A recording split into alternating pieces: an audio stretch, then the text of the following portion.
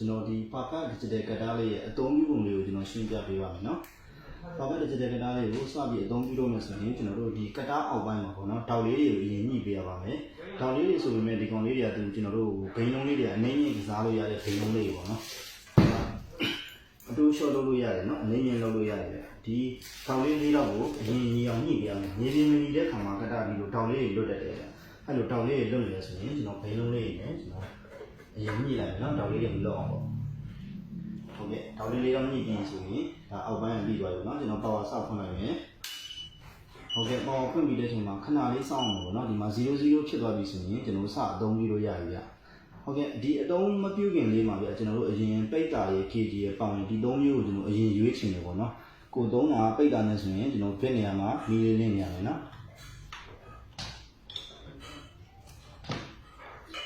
kg နဲ့သုံးတာဆိုရင် kg မှာမီလီလင်းရမယ်ပေါင်နဲ့သုံးတာဆိုရင်ပေါင်မှာမီလီလင်းနေရမယ်နော်ဒီ3မျိုးကိုအပြောင်းရွှေ့လုပ်ချင်တယ်ဆိုရင်ကျွန်တော် unit ကလုံးနဲ့ပေါ့နော် unit ကိုနှိပ်လိုက်မယ်ဒါဆိုရင်ပေါင်ထဲမှာမီလင်းသွားပြီနော်ကျွန်တော် unit ကိုနောက်တစ်ချက်နှိပ်လိုက်မယ်ဒါဆိုရင် kg မှာလင်းသွားပြီဗျဟုတ်ကဲ့နောက်တစ်ချက်နှိပ်မယ်ဆိုရင်ပိတ်တာမှာလင်းသွားပြီနော်ဒါကျွန်တော်ပိတ်တာနဲ့သုံးမှဖြစ်ပြီးပဲပိတ်တာမှာမီလင်းလင်းနေရမယ်ဒါကျွန်တော်တို့အရွှေ့ပြောင်းလုပ်တဲ့ခလုတ်လေးနော် unit ဆိုတာပိတ်တာရဲ့ kg ရဲ့ပေါင်ရဲ့ပြောင်းတဲ့ခလုတ်လေးဗျကိုအသုံးပြုတဲ့ unit မှာပဲမီလင်းလင်းနေရမယ်နောက်တဲ့ကျွန်တော်ဒီခလုတ်လေးတွေအသုံးပြုပုံလေးရှင်းပြပေးမယ်နော်0ဆိုတာကျွန်တော်ပစ္စည်းစချိန်မယ်ဆိုရင်00ဖြစ်နေရမယ်နော်00မဖြစ်ဘဲနဲ့ဒီစအသုံးပြုတော့မယ်ဆိုရင်ကဏ္ဍတွေပါပေါ်နေခဲ့ရင်ပေါ့နော်ဒီပုံမှာကဏ္ဍအနည်းငယ်ပါညာပေါ်နေဆိုရင်0ခလုတ်ကိုပြန်နှိပ်လိုက်ပေါ့0ကတော့ကျွန်တော်0ပြန်ခေါ်ပေးတာပေါ့တဲဆိုတာတော့ကျွန်တော်တို့ဒီပုံမှာတင်တဲ့ weight ပေါ့နော်အခွန် weight ကိုဖြောက်တဲ့ရပေါ့တောင်းပယ်တို့အိတ်ပယ်တို့သုံးရင်လည်းဆိုရင်ဒီတဲခလုတ်ကိုနှိပ်ရမယ်ဗျတကယ်လို့အသုံးမပြုဘူးဆိုတော့တဲကိုသုံးတာမလို့ဗျသဘောတရားကျွန်တော်အခုပြောမယ်ဆိုရင်တိတ်အခွန် weight ကိုကျွန်တော်ပယ်ပြီးတော့ပြပေးမယ်နော်အခွန်ဝင်တင်လိုက်မယ်ဒါအခွန်က20လားဗျာဒီအခွန် weight ကိုမပါခြင်းဘူးဆိုရင်ဒီတင်ထားတဲ့အခွန် weight ကိုဒီတဲကိုနှိပ်ပြီးတော့ပယ်လိုက်ပေါ့ဒါဒီမှာ00ဖြစ်သွားပြီနော်တဲမီလေးလေးလင်းသွားပြီပေါ့ဟုတ်ကဲ့ဒါဆိုရင်ကျွန်တော်တဲ weight ပေါ့နော်ပယ်ထားတဲ့ weight ပေါ့အဲ့ကျွန်တော်ဒီအခွန်ထဲမှာခုကျွန်တော်တပိတ်တာထည့်ချင်နေဆိုရင်ဒီတပိတ်တာအသား weight ပဲပြမယ်ခုနကပယ်ထားတဲ့အခွန်ကြီးမပါတော့ဘူးနောက်လည်းတပိတ်တာထည့်တယ်မယ်ဆိုရင်ဒါနှစ်ပိတ်တာပေါ့နော်အသား weight ပဲပြမယ်ပထမဦးဆိုတာခုနကဖယ်ထားတဲ့အခွန်ကြီးကိုတော့မပါဘူးပေါ့နော်ဟုတ်ကဲ့အဲ့ဒါကျွန်တော်ဒီခုနကအခွန်ကြီးမပါရင်တဲခလုတ်လေးကိုနှိပ်ပြီးတော့ပယ်ပေးရတာပေါ့အကယ်လို့ခုနဒီအခွန် weight ကိုနှုတ်ပြီးမသုံးရင်ဘူးဆိုရင်တော့တဲသုံးတာမလို့ပေါ့ငန်းဒီရရဲ့ကျွန်တော်မိုင်းနဲ့ပြန်ပြတာခုနတဲသုံးတာလို့နော်အဲ့လိုပြန်ထောက်နေဆိုရင်တဲနဲ့ပေါ့ဟုတ်ကဲ့ဒါကကျွန်တော်တဲဆိုတာအခွန်ကြီးပယ်တယ်မပယ်ချင်ဘူးဆိုရင်တော့ဗျာဒါအခွန်20လားကျွန်တော်ခုတပိတ်တာထည့်တယ်တပိတ်တာနဲ့20လားဒါအခွန် weight ပေါ့နောက်လည်းထပ်ထည့်မယ်ဒါဆိုရင်နှစ်ပိတ်တာနဲ့20လားဒါကကျွန်တော်အခွန်ကိုပေါင်းချင်တာပေါ့နော်တဲမသုံးတော့ဘူးပေါ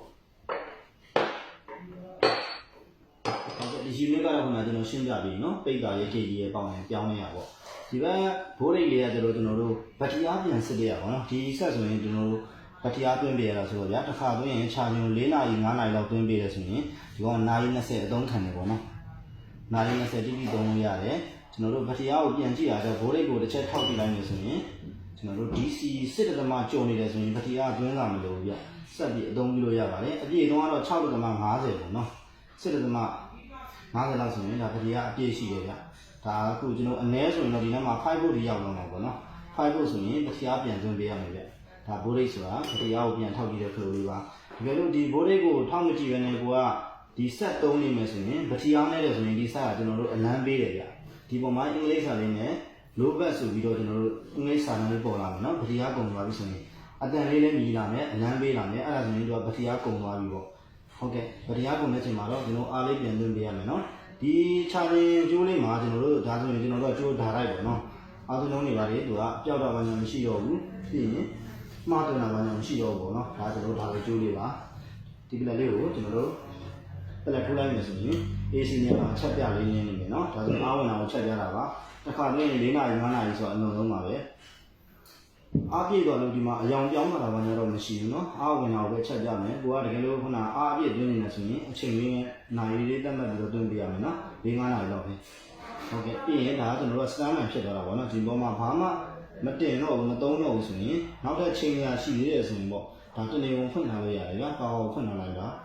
ဒါနဲ့မှမချိန်သေးဘူးဆိုရင်သူကစလမ်းမှန်ဖြစ်သွားမယ်ဒါဆိုရင်ပတိယာမစားဘူးပေါ့ပတိယာနည်းနည်းလောက်ပဲစားတယ်မီလီဘိုးလောက်ပဲစားတာပေါ့နော်အဲ့ဆိုရင်ကျွန်တော်ခလုတ်လေးလေးတက်တာလေတစ်ခါအောင်ဖွင့်ထားလို့ရတယ်ဒီစလမ်းမှန်လေးဖြစ်သွားတယ်ဆိုရင်ကိုပစ္စည်းချိန်နေမယ်ဆိုရင်ပစ္စည်းလေးကိုတင်လိုက်ပါဒါဆိုရင်ပြန်ပေါ်လာမယ်ဗျဟုတ်ကဲ့လုံးဝမချိန်တော့ဘူးလုံးဝသိပြီဆိုရင်တော့ခလုတ်လေးကနေပြန်ပိတ်လိုက်တော့ဟုတ်ကဲ့ခလုတ်လေးကဒီဘေးလေးမှာပါဗျဟောခလုတ်လေးပါဗျ